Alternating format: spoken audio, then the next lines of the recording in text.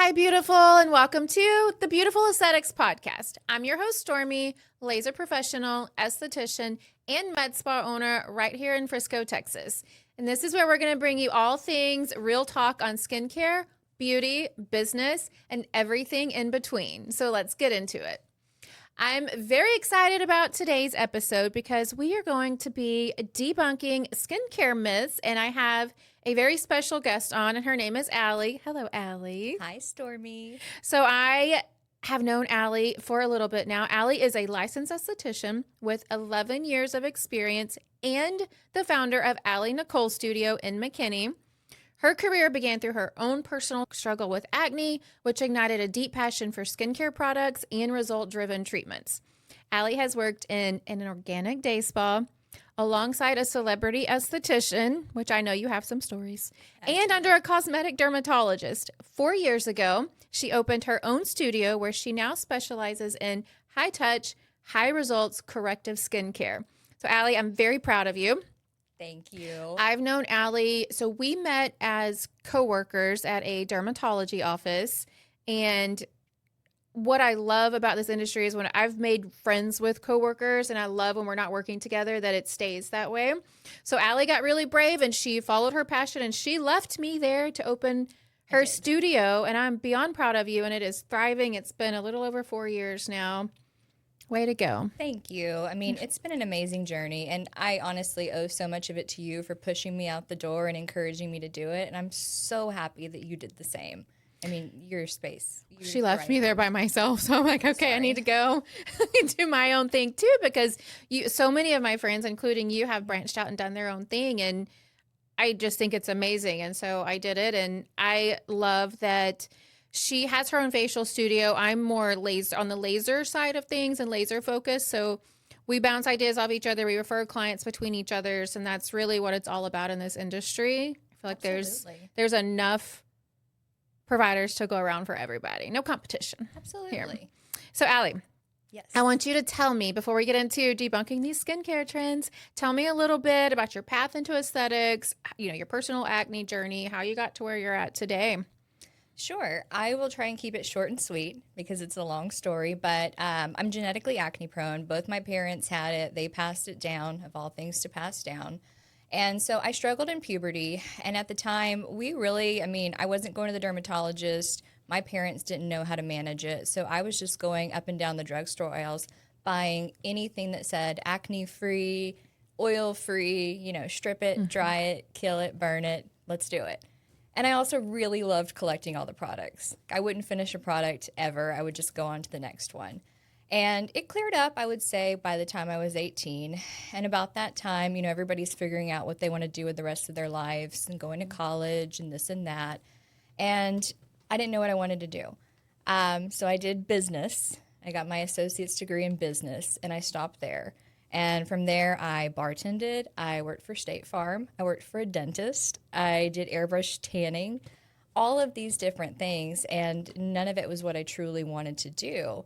And about that time, my gynecologist, I guess I owe him my career to an extent, prescribed the Nexaplanon birth control implant, and my face exploded in acne that I had never seen before. I mean, it was so bad. I didn't take photos for 2 years. And so I was searching for anything and everything I could to figure out what was going on with me. Getting the implant out helped a lot, but I was still struggling. So, again, I was at another crossroads trying to figure out what I was going to do with the rest of my life. And I moved back in with my dad, my stepmom, went to aesthetic school, figured out my own skin in the process, and now I have an amazing career from it. Good. So, yeah. I love that you tried a couple different things, figuring it out. And I know you learned from each of those too. Oh, absolutely. Moving forward to now. I like to call Allie an acne specialist also. Probably because that's what you struggled with too. You've really dove in and learned as much as you can. And she's very knowledgeable. I love bouncing ideas off her with some of my clients too in skincare products. And she's very well spoken. Thank you. You're welcome. I love having you to clear up acne scars and pigmentation. See, we work well together, and that's why it's important to get to know your other providers in your area and absolutely have that. Okay.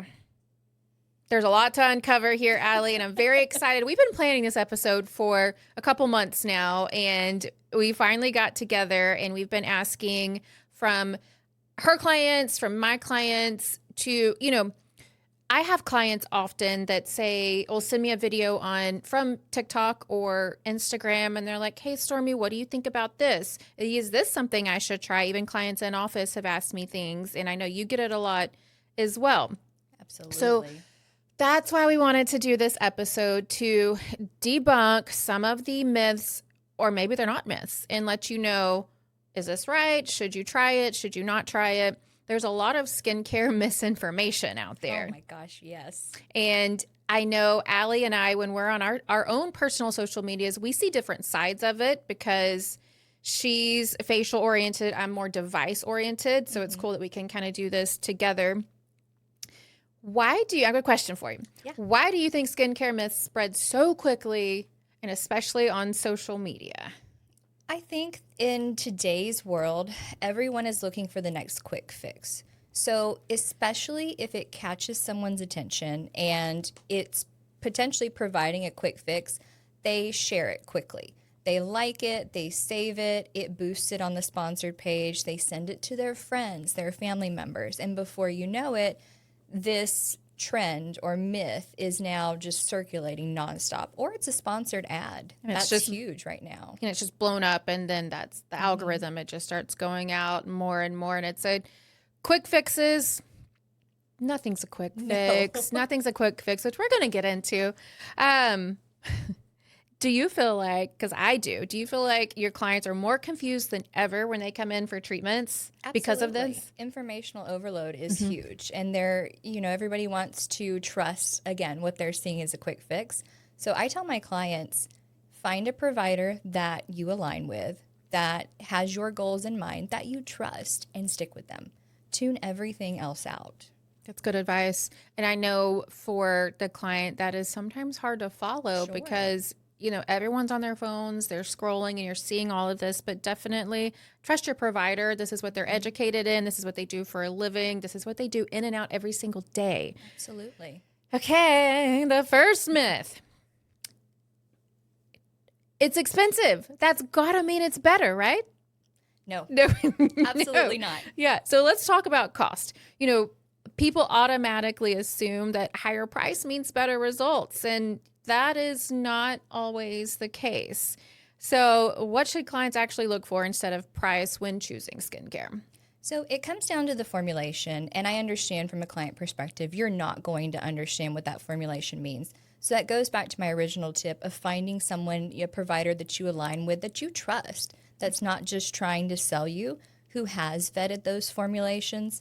Because, I have a real world example. A client asked me about, I'll call him out, La Prairie. They went to Neiman's and were pulled in by the sales lady and immediately thought, oh my gosh, this is caviar cream. This is going to be so great for my skin. She bought it without asking. Of course she fine, did. but then wanted my advice afterwards. It was like a $500 face cream. And when I looked at it, I was shocked. Not by how good it was, by how awful it was.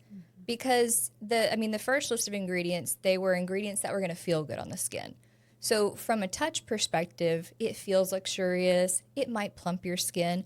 But from an actual kind of change of the skin standpoint, it wasn't going to do any of that.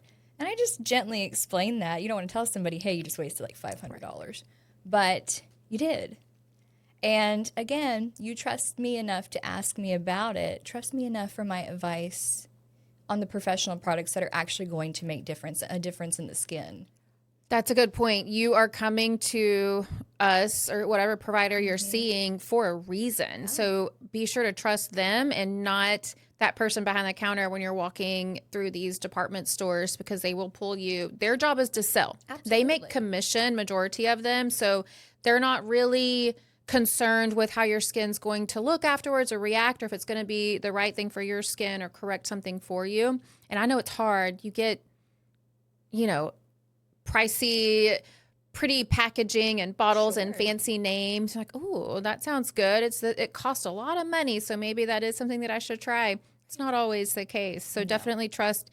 Or if you think you want to try it, take a picture of it or text your esthetician, your provider, and ask them if, hey, is this something that you think is good for my skin? Absolutely. I know that I can't carry everything in my studio, and I'm sure you feel that same way. And I've tried I've tried a lot of products, but so I most likely have tried it or I've heard of it, and I'll still, I'll steer you in the right direction. I'm not going to lie to you and tell you it's the worst thing in the world if it's not. So again, finding someone you trust is key.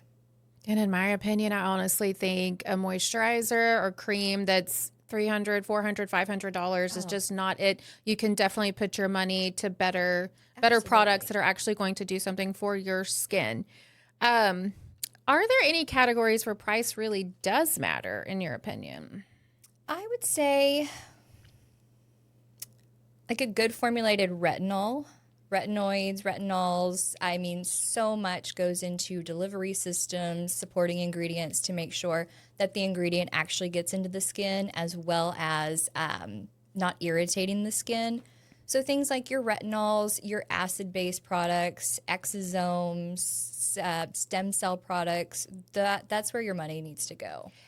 I like that she just mentioned the delivery system and it actually getting to where it needs to go. Because another real world example, I just had a client in yesterday who, walking through one of the big department stores, pulled her aside and they were wanting to try to get her to buy this product that you put on after your moisturizer at night. That's supposed to give you glowing, healthy skin. And I told her, and it's very expensive, of course. You have all your products on already, and then your last step is your moisturizer. Whatever you're putting on top of that moisturizer is not getting to where it needs to go for it to do anything. No. So, I mean, they will do what they can to get a sell. Absolutely. Which brings me to the next myth. Yes. Sponsored ads.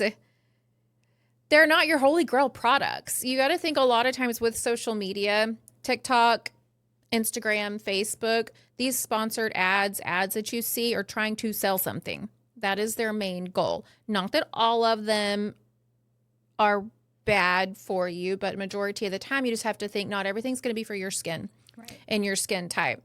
So social media is full of sponsored skincare ads. How should people listening interpret those? What red flags should people watch for products trending online? Again, I mean, it's going to be the quick fix, and I'm going to sound a little biased, but also if it's being promoted by an influencer right now, I would just steer clear of it. Yes, there are going to be great products that get in the hand of influencers, but most of what it is, it's a possibly subpar product with a large marketing budget. So they have the money to pay these influencers. They have the extra product to give to the influencer. Chances are that influencer may say they use it. They may show a filtered, beautiful face that's supposedly from that product, but I have found that that is often not the case. And I do have experience with that where I have cleared a client's skin who is an up-and-coming influencer, and the credit was given to another product line. I don't want credit. I don't need the credit, but it's a lie because somebody out there is going to see that change and think, oh my gosh, I've got to run out and get that product right away to help my skin. But what they're looking at is a filtered face that was paid to say that. And that's sad. It is very sad. And that's a good point too, is that your influencers, your skinfluencers that you see on social media are most of the time seeing an esthetician, a provider, a dermatologist that has gotten their skin to the point where it's at. And it's okay to not get credit for that, but don't mislead your audience for something. And the audience, I have clients who will send me a video on something that they see, whether it be a mask or a product. And I'm like, okay, these people have great skin already, and this is not a quick fix for them. Your skin type, there's a big age difference most of the time. You're not really seeing many mature skin influencers out there using products that take all their wrinkles away, take their pigment away in one overnight mask. That's just not something that's truly going to happen. So please always remember, what works for someone else is not going to work for you. And when it comes to those, people are making money off what they sell. I couldn't agree with you more. And I understand, and I'm not trying to hate on the influencers. Like, I don't want anybody out there to think that I'm anti-influencer. Of course. But when it comes to skincare, that's my personal experience. The majority of what's being sponsored is subpar, And again, that quick fix you really want to stay away from. I wish I could say there was that quick fix, but I mean, acne, like a good example, it can take up to 90 days for what you see on the surface of the skin to form underneath. And it's going to take up to 90 days for that to start clearing. So if it says it's going to get rid of your acne or a pimple overnight, yeah, I would steer clear. That's true. And you have to think, even with acne, aging, pigment, sun damage, those things, while yes, sometimes it did pop up overnight, that's been forming, and all of that started way before. So it's not going to go away overnight for you when we're treating it or applying a new product on there. I feel like I'm always telling that to my clients too. Like this took you years for this to form with when it comes to aging and sun damage at least. And then now it's starting to surface. It's not going to go away in one treatment. It's not going to go away with one product either. Correct. So careful. Don't click buy so fast. At least reach out to your... save you money. Yes. Save you money. Get the right things for you. Okay, I'm very excited for this next one. Okay. Because this one bothers me a lot. I hear it a lot. And beef tallow. I knew it was coming. I hear it often. And even on Facebook groups, like your local mom groups, people are making beef tallow and considering it the holy grail product. So, Allie, also there's some people that don't know what beef tallow is. So tell us and the listeners, what is beef tallow? It is beef fat. It is hamburger grease that has now dried into a solid that you are then applying to your face and body. It is beef fat. It was originally thrown away at the butcher's market, and now we're using it for skincare. Fry your French fries in it, but not... Here, we'll get into that. Yeah, and it has exploded. I feel like the past year, yes, it's just a trendy word. You're hearing beef tallow. Beef tallow is going to be the be-all, end-all for your skin. I don't understand why this has popped up lately and has become a thing, and why people want to put fat oil on their skin. Is there anyone who should not be experimenting with trends like this? Is this good for someone? Or would you say let's not do this? Let's stay away from it. So in general, I say stay away from it. So at its core, it is just it's fatty acids, and they're super occlusive, meaning it's going to create a barrier on top of the skin, which can trap heat. It can trap bacteria. It can trap, if you put a product on that's already pore clogging, it is going to further trap that and create clogged pores even faster, and it will actually clog the pores itself. And long term can actually break down the skin barrier. So our skin barrier is made up, it's a complex blend of ceramides, lipids, as you know, fatty acids. Beef tallow is just a blend of fatty acids that long term can actually break down your own skin's barrier and create issues. So in general, I say everyone needs to stay away from it. You're always going to find somebody that swears by it, that says it was the best thing ever for them. My question to them is, what were you using before? Maybe you were coming from nothing, so anything is going to feel better. So I would say, the driest of the dry, or if you're in a pinch and you don't have Vaseline or Aquaphor, maybe beef tallow. But again, I can't do it. So coming from a skincare professional with 11 years in the industry, beef tallow is a no-go for us. Yes. For your skin. I have a client who has tried it 3 times. Third time was finally the charm. I cleared her skin. She comes in with so many clogged pores again. I'm like, what did you do? I ran out of my moisturizer and I tried beef tallow. I'm like, okay, let's stop that. Here's your moisturizer. Did it again. Each time, same thing. That clients and everyone listening, whether you're one of our clients or you're with another provider, when you get your skin to a good spot, you've gotten it there by using the right products for your skin. So just because it's healthy and it's where you like it doesn't mean that you can start changing up your products and trying new things without consulting your provider first. Sure. Because we know your skin. Absolutely. And we know what potentially could be triggers for your skin. So be cautious, please. And avoid beef tallow. Yeah, I think we've gotten there just because it's almost informational overload out there. People are wanting to cut back and be more simple, which I do understand. But at the end of the day, simple and natural doesn't always mean safe and healthy. That's a very good point.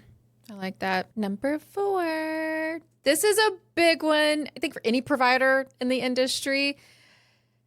Sunscreen. It is a non-negotiable, but I hear, and I know you hear, and is it true? I don't go outside, so I don't need sunscreen. False. Every day, all day, I ask my clients, do you have houseplants? And most say yes. I say, are they alive? Most say yes. Okay, then you have sunlight that's coming in through those windows, and you need to protect yourself. Windows protect from the burning rays, but about 50% of the aging rays still make it through. So if you're fighting wrinkles and pigment and you're not wearing that sunscreen, you are fighting an uphill battle. You guys, you heard her. 50% of aging rays. Yes. At least 50% of aging rays. So non-negotiable. Non-negotiable. Every single day, you should be wearing your sunscreen. Absolutely. You know, I have clients tell me, I don't leave my house. Do you not have any windows in your house? Right. Are you walking your dog? Are you letting your dog out? Are you picking your kid up from school? I don't care if it's a 2-minute drive. Yeah. That is a cumulative sun exposure. Sunscreen every single day. We can help you find one that you like. Yeah. I always like to say, and I'm sure you have too, the best sunscreen is the one you will wear. Absolutely. If I don't carry it, I will help you find it. That way we can find a formula you like because it's out there. Okay, so this is me telling on myself. The first 4 years of my career, I did not wear sunscreen daily. I know. I was drinking the Kool-Aid. I know. This is from an esthetician. I love it. Yeah. Okay, so I was drinking the Kool-Aid of those estheticians that were my mentors at the time, and they were totally against it every single day. And I was like, okay, they know better than me.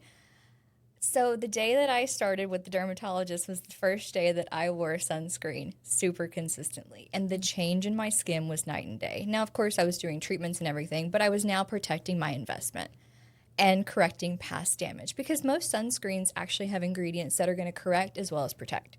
So it's not just a one and done. But yeah. Right. So I'm true testament to that. So that comment you made, there's also, this is why it gets really overwhelming for you guys who are non-providers. If you're listening and you're a consumer and a client, not all providers have the same morals and ethics when it comes to skincare.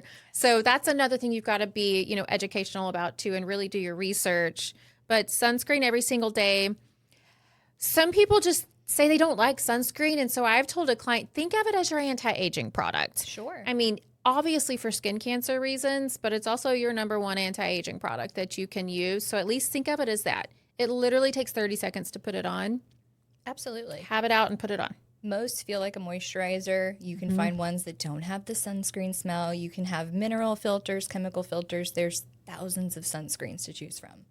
And for those of you that it's like, oh, it's just something else that I have to do and put on, Pavis is a brand that I really love, and they have a product. It's called Dynamic Age Defense. We call it DAD for short, but it's treatment, moisturizer, and your sunscreen all in one. So there are ways to really simplify and minimize your routine, yet still be effective. So there's ways of doing that, but sunscreen every single day. Absolutely. I will die on that hill. Right there with you. With good skin. Yes. All right. So this one is definitely a good question for you, Allie. Okay. Natural or clean means acne safe. Why does natural feel safer to people, especially on acne prone clients? What people look for sometimes, like you said, you're just looking for acne safe, acne, non-comedogenic. This is good for acne, but maybe it might not always be. Sure. So I think this comes down to a misconception with acne in general. I do remember being a kid with acne and being told that I was dirty or unhygienic or I just needed to wash my face more. So I think people say natural and clean and they're like, oh, that's more hygienic. And they start to associate, I need to treat my acne with, quote, clean products because I'm dirty. So it comes down to a misconception and then also greenwashing. That's a huge, another marketing thing happening right now. Where That's new for me. Explain greenwashing. Greenwashing. It's where a company will claim that their product is, quote, natural or safe or clean because those are buzzwords right now. where when you really dig into the formulation, it's not as, quote, clean as they're saying. But it's just a marketing term to get you to buy it because you feel that it's safe, it's trustworthy. So clean skincare a lot of times is going to have like heavy oils like coconut oil, cocoa butter, beeswax, lanolin. Those are all things that are, quote, clean and natural, but will 100% clog your pores so fast on top of that. So, I tell clients, acne doesn't care if it's clean. It cares what the ingredient is. So we need to look at the ingredients, not what the product is claiming. I love that. Acne doesn't care if it's clean or natural. Correct. It cares about the ingredient, which is why you need a provider to help, navigate it. Help navigate it, because especially with acne, it can be such a struggle for clients and really difficult because you have to figure out what your triggers are. Absolutely. Not everyone's the same. Some people get scared by the word acid, but we need things like mandelic and salicylic and lactic and glycolic to be able to treat acne. But to a consumer, I get it. Sometimes it sounds scary. Speaking of acne, toothpaste for acne. Have you heard? Oh, yes, I did it. I did it too in high school. Spot treat with toothpaste is probably making it way worse. Yes. So actually, there's ingredients like sodium lauryl sulfate that can clog your pores in toothpaste. Yeah. So don't use toothpaste to treat your acne. Don't put toothpaste on a blemish and sleep in it overnight. Just don't do it. I did it. I looked like a Dalmatian going to bed. It was real cute. After squeezing every pimple I had. No. Mm-hmm. Also, don't pick. Don't pick, please. We don't want to cause scarring. Actually, if you do, I'll send you to Stormy. There you go. And then you can spend more money to treat the scarring. Oh, yeah. See, we really are trying to save y'all money and time. Definitely. There's a lot you can do to improve your skin just at home if you're doing the right skincare products without having to invest in treatments if you follow the right advice from your provider. Absolutely. This is a big one for me too that I know clients get confused about. Dry versus dehydrated skin. Can someone just drink more water? No. And help their dry skin? No, it's not that simple. So dehydrated skin, yes, it's loss of water in the skin. So you get that tightness, dryness, redness. The skin may react more poorly to things like acids or retinols. So if you drink more water, you're going to rehydrate from the inside out. And so you would think that that would make it to the skin. Most of it doesn't. Most of it's already used up by your internal organs. So you actually need to, I kind of think of it as like you have a bottle full of water and it has a hole in it. So if you don't repair that hole in the bottle and you just keep filling with water, you're always going to have that leak happening. So basically dehydrated skin is leaky skin. You've got water that's evaporating from the surface of the skin. You need to repair the leak. So you need to fix your skin's barrier with a good moisturizer that has ceramides, lipids, hydrating agents like hyaluronic acid, glycerin, those types of things. So you have to repair the skin's barrier and stop the leak before drinking more water will ever make a difference. I like that. Long-winded, I like that analogy. Yes. Yeah, that's smart. I like it. How can you explain what I like to call in layman terms so the client can better understand the difference between dry and dehydrated skin? So dry is lack of lipids in the skin. Dehydrated is lack of water. So dry is going to be a condition that you experience all day, every day. So you wake up, your skin is tight, potentially flaky. If you put a moisturizer on and it takes care of that and it stays hydrated throughout the day, you may realize that you have more dry skin.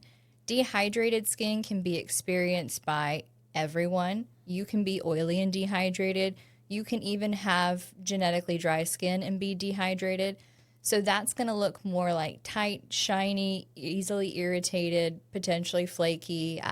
Like if you are using an acid, for example, and when you first started using it, there really wasn't a lot of like stingle, I call it, tingling, stinging, all of that on application. But then all of the sudden, it's stinging, it's burning, you're most likely dehydrated. You can also pinch your forehead, and if you have these little tiny wrinkles upon pinching it, that's typically the sign of dehydrated skin. I don't know if that's truly layman's terms. No, I think it is. Yeah. I try to show them what to look for. Everyone pinch your forehead. It's skin now. Yes. I like that. Okay.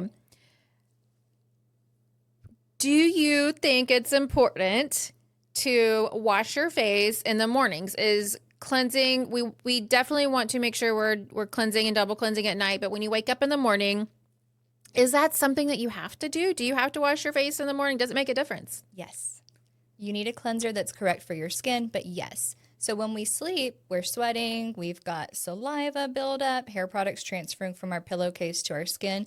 You also want to get your nighttime routine off of the skin so that your morning routine can fully sink in and absorb. So I'm team cleanser morning all the way. Me too. So am I. You're resetting that canvas for the day. Sure. I also have 2 dogs that sleep in bed with me, so you have to Yeah. think about that too. I have one as well.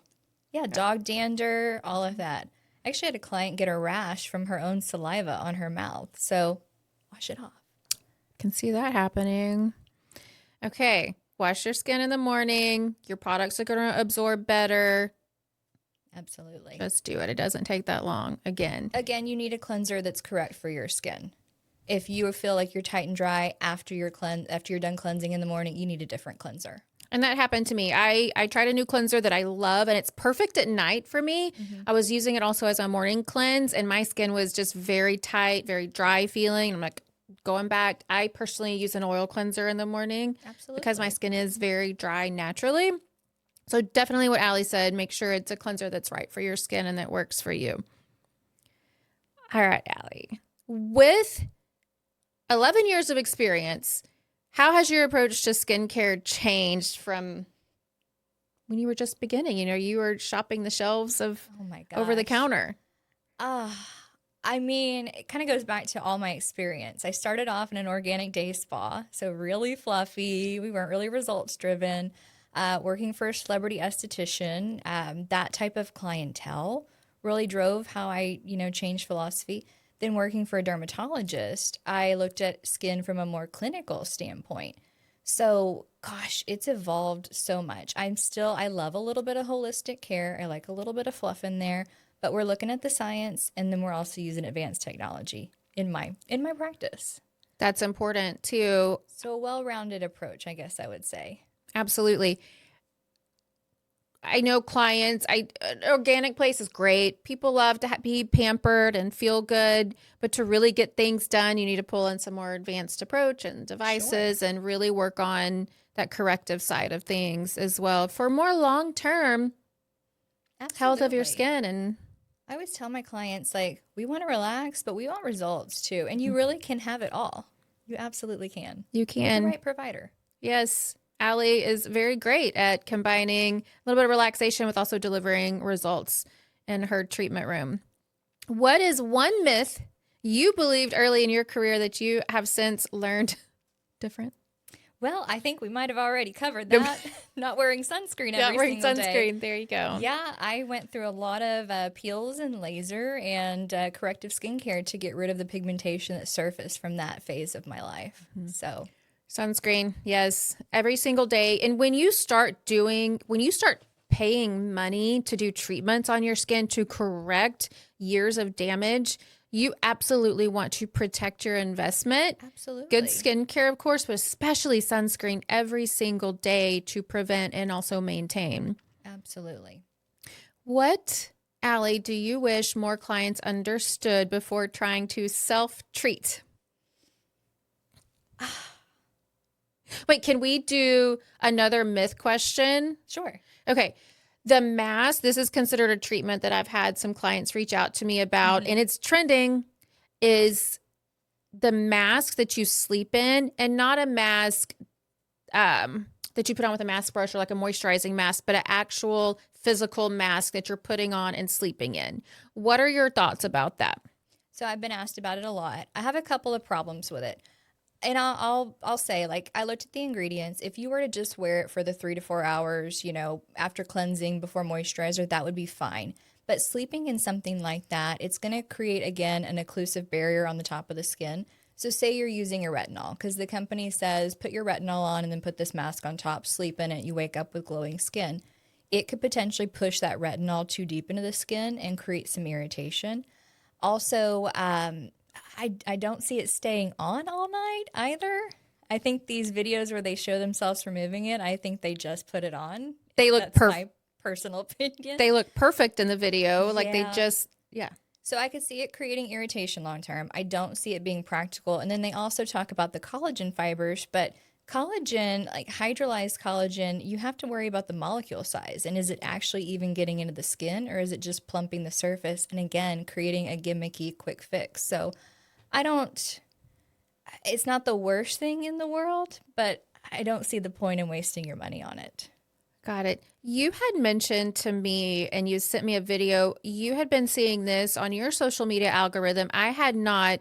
What was it called? The morning shed. The morning shed. This was new to me, but now that you sent me the video, of course I'm seeing it, and it is wild to me. Can you explain that a little bit? Because I'm sure that some of you guys listening has seen this and wondering, that's maybe what I should be doing. So that's the new saying, is the uglier you go to bed, the hotter you wake up. And so mostly influencers are waking up. I know. I'm trying not to laugh out loud because my laugh is so annoying.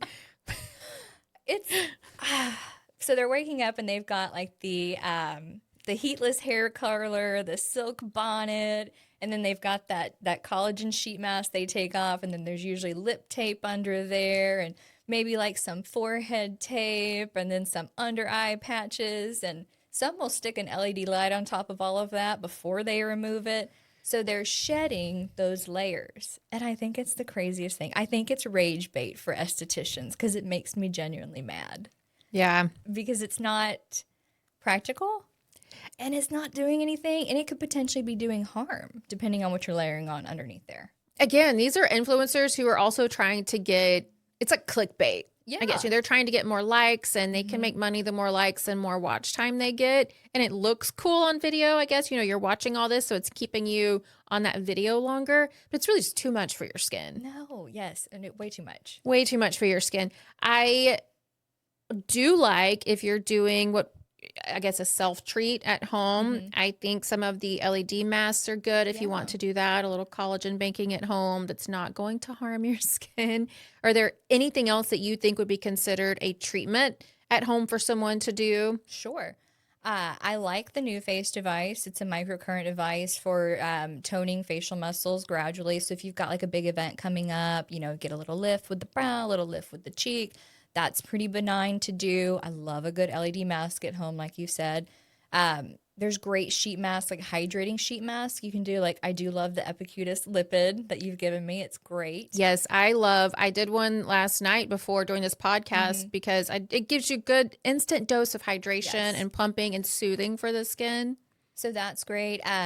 Peel pads. Like, I know you have the Alpharet peel pads. Those are great, like little at-home treatments. Device-wise, like a gua sha is fine for some lymphatic drainage. I feel like I'm blanking on one. I think those are great ones. Back to it. But yeah, the ones you want to stay away from are like the at-home microneedling rollers, microneedling stamps, or I know there's a couple of companies that have come out with like Hydrofacial S suction devices. No, please stay away from those. Please stay away from those because they can definitely do more harm than good to your skin. And here's why, because not everyone's going to follow the instructions with them.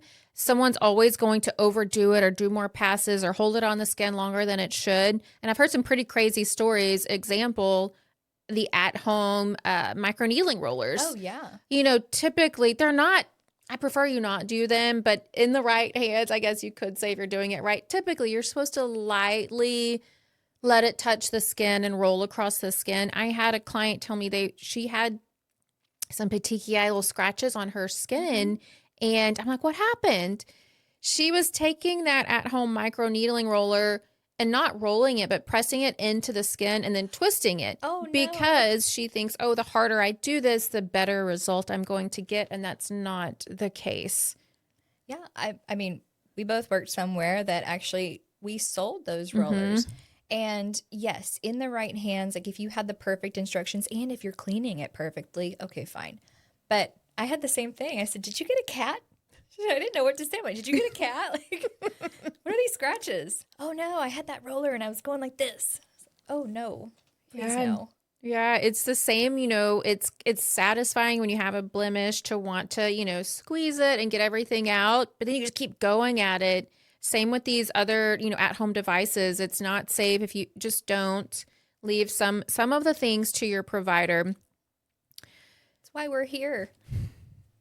I Absolutely. think I know how you're going to answer this one.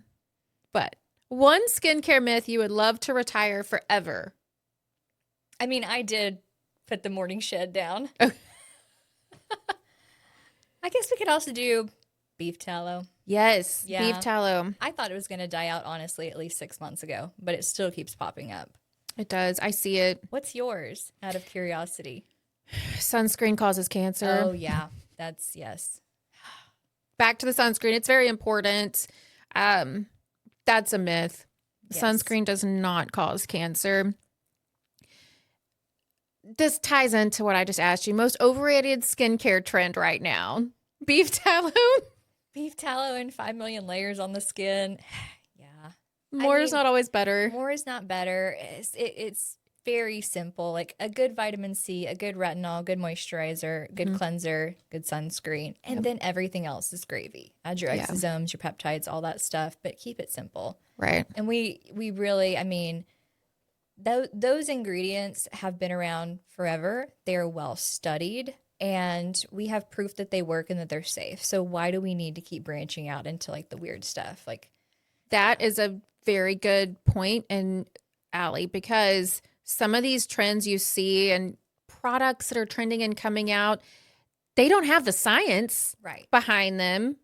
For one, they don't have any trials and real actual clinical studies. Sure. Also, there are some products, to give an example, a product might have an ingredient in it that has been studied before, but it's not that particular product with that formulation of, so you can't count that as, oh, that product can do this and this, and has really great results. But it really goes back to that delivery system, the formulation, how it's made. Absolutely. I have clients that, I need this 20% vitamin C that I bought over the counter and you only have 11%. I don't understand. This is stronger. I'm like, it's really not. If you look at it, there's a lot of fillers in there. And that 20%, it may be in there at 20%, but it's buried underneath a bunch of fillers. Exactly. So it comes down to the formula. You're going to spend more money trying to get results with that 20% vitamin C than with my 11% that has been formulated to really get into the skin and work. Good advice. I like that a lot. Your personal non-negotiable skincare steps. Sunscreen. That's the number one. Hammer that home. Okay. Besides sunscreen, I have a question. Like, if you were stuck on an island, obviously we're going to have sunscreen, so let's not count that. But what is one product that you would have to have with you? Oh, gosh. I know it's hard. Oh, it's so hard. A great moisturizer. Yeah. I can't stand that crusty feeling. There's nothing worse than waking up tight and dry. Gosh, I know.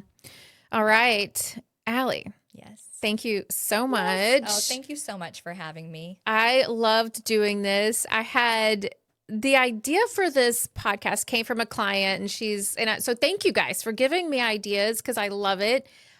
She also was like, can you do this? I would love to send it to my friends who think these things. So beef tallow, that's a no-go for us. Using toothpaste to treat your acne, that's a no-go for us. Stay away from sponsored ads. Remember, the main goal for those is to sell. They're not thinking about the person buying it, their age buying it, their skin type buying it, if they're acne prone buying it. So, and that person doing it who already has perfect skin. And it's so easy to put a filter over your skin. Yes, it is. I do know someone with acne, and every photo is filtered, and it's really hard to tell. It's really hard to tell. And being in the industry and having to be on social media a lot and create videos, I have seen how easy it is, and it looks so natural. So truly don't believe everything you see. And it is really frustrating when providers are using filters because I like to see, oh, look, that person has some texture just like I do. That makes me feel much better about myself. Not everyone has perfect skin. So just be very cautious when watching the videos and don't fall into every single thing you see. And if you want to, send us the video and we can help you out with that. Absolutely. Is there one more question? Is there Course. one question that you wish your clients would ask more often? Ooh, that's hard. Obviously, a trend question. Like, always ask us if you feel like, don't just try it. Definitely ask when they come in. Definitely ask about the trends. Like I tell my clients, like I'm an open book. Like I'll tell you good, bad, ugly. I'll tell you my experience with it. I wish people would ask more. I guess this is more of like their personal question. Like if they have a budget in mind, I wish they would come to me with that and never feel ashamed because good skincare can be, I mean, you can have it at any budget. And I do think sometimes people will shy away from products because they think it's too expensive or they think they can't fit it in like a good product. And so then they go buy subpar things or buy things that are trending. So I do wish clients would feel like just come to me with your budget. That's We really can map good. it out. That's really good advice. And that's very important too. Don't think that you have to go in somewhere and feel like you have to buy everything they recommend or try to spend the most money. We're here to work for you with your skin, with your budget, and we will make it work for you. I mean, the whole And don't feel ashamed, like you said. right. The way that, I want to be in business and I will stay in business is by working for my clients. And, okay, so say I sell you like $1,000 worth of products right then and there, and you realize that's not sustainable, that's not in your budget, then you just disappear versus trying to work with me. I mean, there's no way to stay afloat that way. So I'm not based on, one-time sales. I'm based on that relationship and getting you to where you want to be within your budget and within your means. And be able to stay there long term. Because again, it's not a quick fix. It's not a one-time thing. We are here with you, holding your hand through it all. So don't ever feel ashamed or like you're going to be judged, because you won't with us. So Allie, I'm so proud of you. Thank you so much for coming on and doing this podcast with me. I have a couple ideas to do another one with you.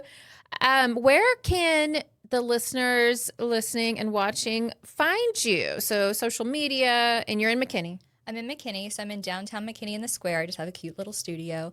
The easiest way to reach me is going to be on Instagram. It's allienicole.aesthetician with an AE. I think Stormy may link it. DM me. That'll be the quickest way. Yes. So thank you. Thank you for having me. And I will absolutely link the photos, and that's our gift. This. She gave me the cutest gift for Pilates. Yes. I am so excited to rock it. Yeah, and thank you. I'll be looking for the picture. When I go back. I should start Pilates. Everyone says it's so good. So I will link Allie's information in the video so you can get in touch with her if you'd like to schedule with her. She is very popular, and she does have a wait list, which is so phenomenal for you. That says really good things for you. Thank you. All right, guys. Thank you so much for tuning in to the Beautiful Aesthetics podcast. Be sure to hit subscribe so you never miss an episode. When you subscribe and follow, you'll also get notifications when we post new ones. And connect with us on social media, beautifulaesthetics.frisco, for more behind the scenes of actual treatments, running a business. And guys, remember to wear your sunscreen, stay confident, and I will see you guys next time.